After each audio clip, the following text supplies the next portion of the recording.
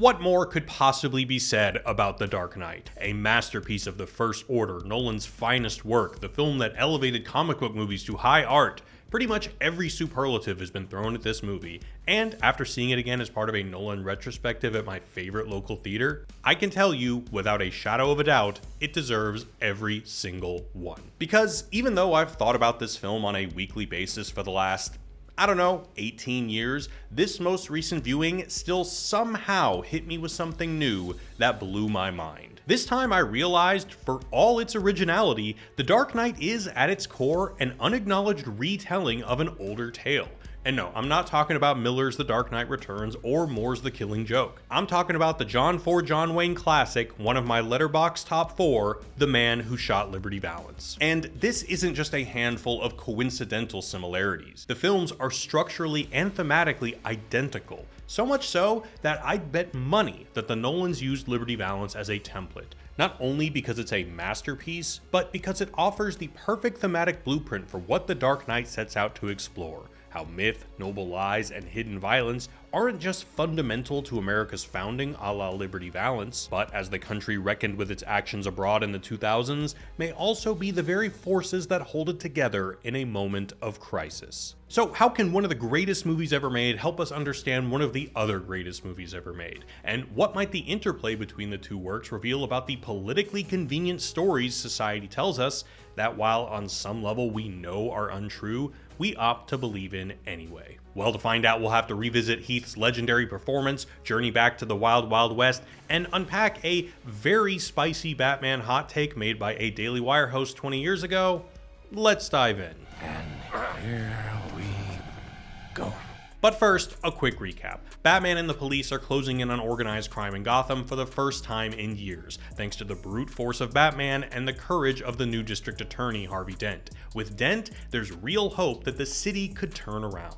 The mob, increasingly desperate, places its last bet on a wild card, the Joker. They hire him to kill Batman, but the Joker isn't driven by money or power. He's chaos personified, only interested in proving that order and morality are just flimsy masks hiding an indifferent, lawless reality. So he plunges the city into a series of nightmarish experiments, each designed to strip away the illusion of civility and force Gothamites to reveal their darkest selves. The Joker kidnaps Dent and Bruce's love interest Rachel, ending in Rachel's death and Dent's disfigurement. The event warps Dent's mind, turning him into the deranged Two-Face. The man, once committed to justice, now dispenses it on chance rather than law. Batman resorts to a sonar surveillance technology in order to find and stop the Joker, which he does, but in some ways it's too late. The Joker's already won the battle for Gotham's soul, as Dent is now rampaging through the city, killing innocents. In the end, Batman kills Dent to save Gordon's son and takes the fall for Dent's murders, sacrificing his own reputation so Gotham can keep the image of its White Knight. Batman vanishes into the night, becoming the scapegoat the city needs him to be.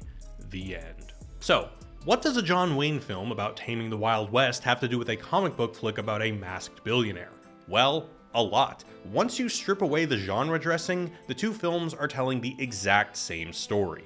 Let's break it down. Both The Dark Knight and The Man Who Shot Liberty Valance are about a lawless land, an agent of chaos serving criminal interests, a man of violence who uses brute force to keep that chaos at bay, an idealistic lawyer who believes in the power of the law, and a woman who both of them are in love with. Instead of Gotham, a metropolis overrun by mobsters and a failing justice system, we have Shinbone, a frontier town strangled by cattle barons and the bandits who do their bidding. While The Dark Knight dramatizes the struggle to restore order to a city torn apart by crime and corruption, Liberty Valance tells the story of how statehood and the rule of law tamed the Wild West. Batman is essentially Tom Donovan, the hardened gunslinger with a history of violence played by John Wayne. Like Bruce Wayne, Donovan dreams of putting his life of brutality behind him and living a domestic life with his true love, Hallie. Just as Bruce believes that once he saves Gotham, he can hang up the mask and finally be with Rachel. She was gonna wait for me, Alfred.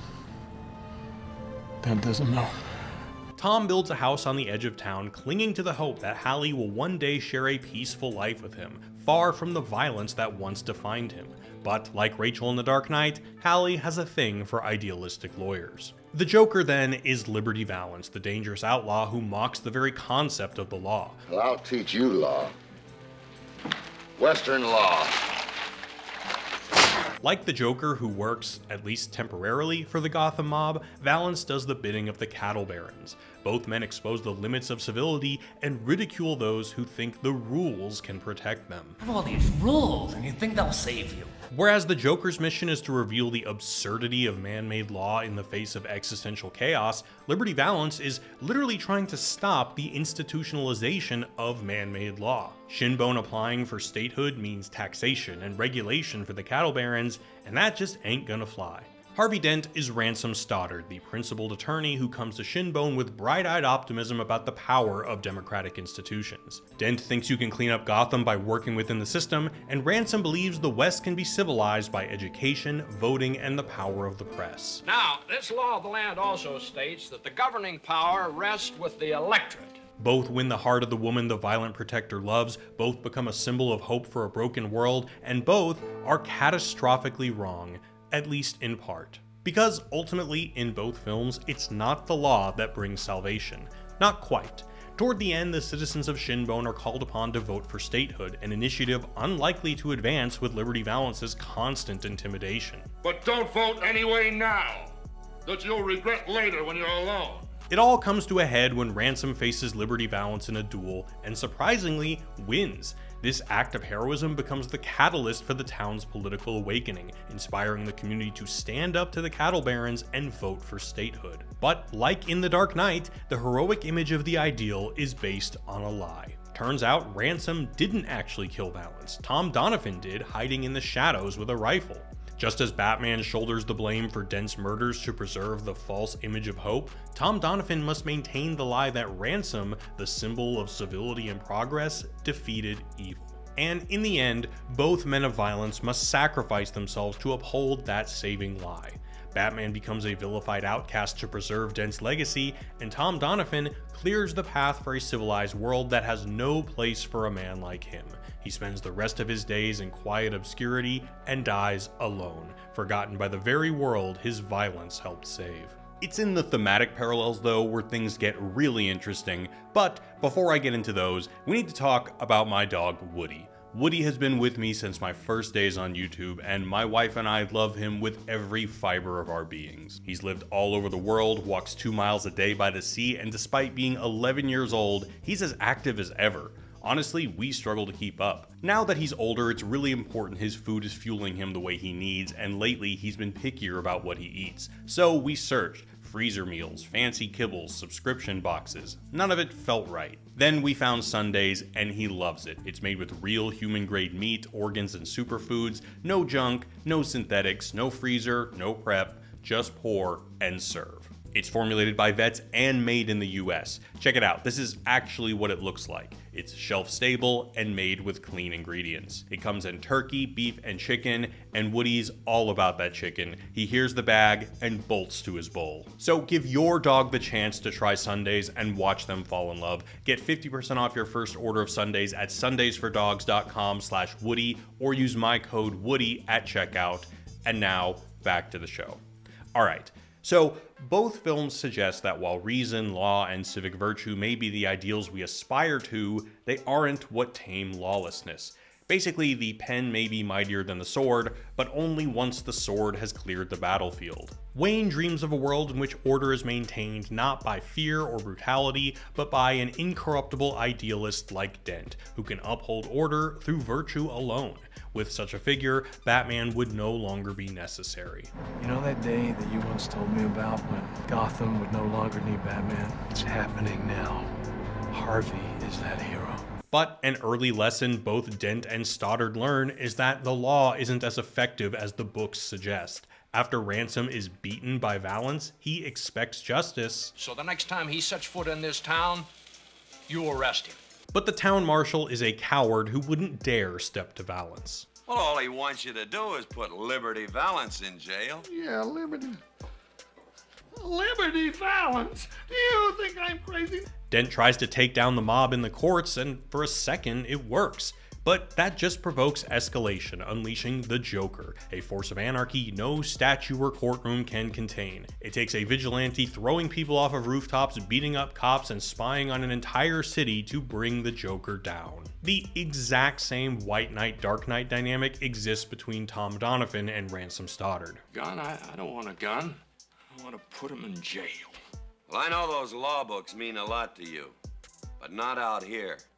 Out here, a man settles his own problems. When Ransom tries to use liberal values like universal education, civic participation, and the press to embolden people to take their rights seriously. Now, I have here what I think the best textbook in the world. It's an honest newspaper. It's the Shinbone Star, Dutton Peabody, editor-in-chief. Reading this ought to bring home to everybody south of the picket wire the importance of using that vote.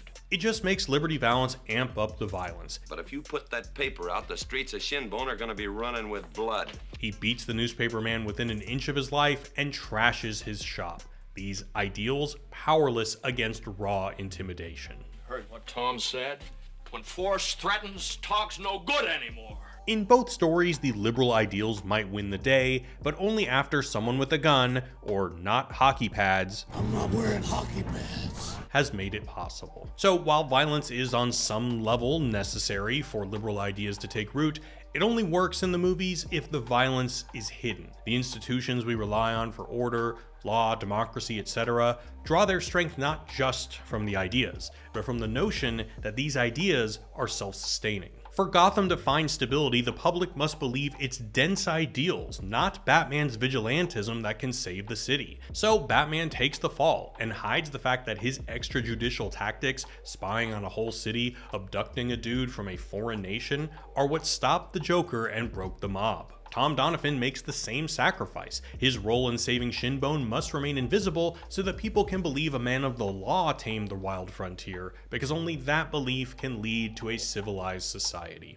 The Dark Knight is dark, not just because of his dark actions, but because his actions have to remain in the shadows, so the institution can stand in the light. Lastly, both films conclude that the truth alone isn't enough. If you want to tame the West or restore a crumbling city, you don't tell people what really happened, you give them a story they can believe in. The bulk of The Man Who Shot Liberty Valance is told through flashback, the movie bookended by Ransom, now an esteemed senator, finally confessing the truth of what went down that night. But the newspaper man refuses to publish it. You're not going to use the story, Mr. Scott? This is the West, sir. When the legend becomes fact, print the legend. By the way, if there are any lingering doubts about this film's influence on the Nolans, note that Jonathan aped this line in season 1 of Westworld. You had a partner. Yeah. When the legend becomes fact, you print the legend.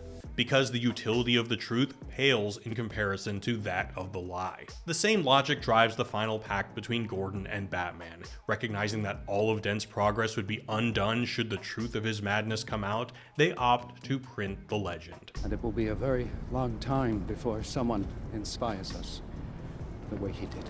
And in The Dark Knight Rises, it seems to have worked. The Dent Act has ushered in an era of unprecedented peace, at least for a little while. Liberty Valance ends in what I'd argue is one of the most quietly devastating moments in cinema. On a train back to Washington, Stoddard thanks an attendant who responds, Nothing's too good for the man who shot Liberty Valance. And then a melancholy look on Stoddard's face. The end. It's the same conflicted feeling we feel at the close of The Dark Knight, that while hope survives, the truth must die. In this moment, Stoddard wrestles with the fact that Tom Donovan was right. Law alone isn't enough. For people to believe in it, there must be a foundation of myth, one built, paradoxically, on the very violence the law aspires to defeat. So why build a late 2000s Batman flick on the bones of a 1962 Western? Because both films represent an unraveling of the official narratives of their respective eras. Liberty Valance was a post-war Western that came out when America was exposing the cracks in its own national mythology. The civil rights movement was gaining momentum. The violence of Jim Crow, the Red Scare, and America's meddling in coups abroad were poking holes in the story America told about itself. This growing disillusionment bled into popular culture, resulting in a film not about the glory of law and order, but about the messy, inconvenient truths that prop them up. The Dark Knight reflects a similar historical consciousness, but for the post-war on terror zeitgeist, when Americans were grappling with the notion of defending liberal ideals through increasingly illiberal means, expanding surveillance measures, illegal wars, militarized police, etc. If the Joker, a fanatic who cannot be reasoned with, is a stand-in for terrorism, because some men aren't looking for anything logical that they can't be bought, bullied, reasoned, or negotiated with, then Batman is the necessary figure who operates outside of the law for the greater good, while Dent is the public face, the clean image of institutional integrity. It's easy to see then why some read the film as war on terror propaganda. There was even a Wall Street Journal piece penned by Daily Wire host Andrew Klavan claiming that the bat signal is actually a W, as in George W. Per Klavan, the film is at some level a paean of praise for the fortitude and moral courage that has been shown by George W. Bush in this time of terror and war. Like W, Batman is vilified and despised for confronting terrorists in the only terms they understand. I definitely wouldn't go that far, but with the iconic shot of Batman brooding among the ruins of the Joker's destruction, the War on Terror Association is far from ridiculous. However, I'd argue it's not Bush-era apologia. That reading, while tempting, oversimplifies the film and ignores the deeper lineage it shares with Liberty Valance. First, drawing a parallel between Batman's sacrifice and the actions of the Bush administration misses something crucial, especially in hindsight. See, both Batman and Tom Donovan do the things they do with the understanding that their actions are incompatible with the world they hope to create. The tragedy is that their methods are necessary to usher in a world that has no place for them, and they're willing to make that sacrifice. Whereas with the Bush administration, the dirty hands tactics didn't fade away. In many cases, they became codified into a new normal. Yes, it's important to mention certain programs have been curtailed, but Guantanamo Bay still open, our digital lives are still constantly surveilled, and drone strikes galore. This also ignores the fact that the Joker's lawlessness is in some ways the opposite of the religious fundamentalism the Bush administration was fighting. America's enemies couldn't be reasoned with because they were dogmatically attached to a totalizing ideological framework. The Joker couldn't be reasoned with because he had no ideology. He's the opposite of a political extremist. Also, the state of Gotham doesn't really track with the "they hate us for our freedom" logic. They hate our freedoms.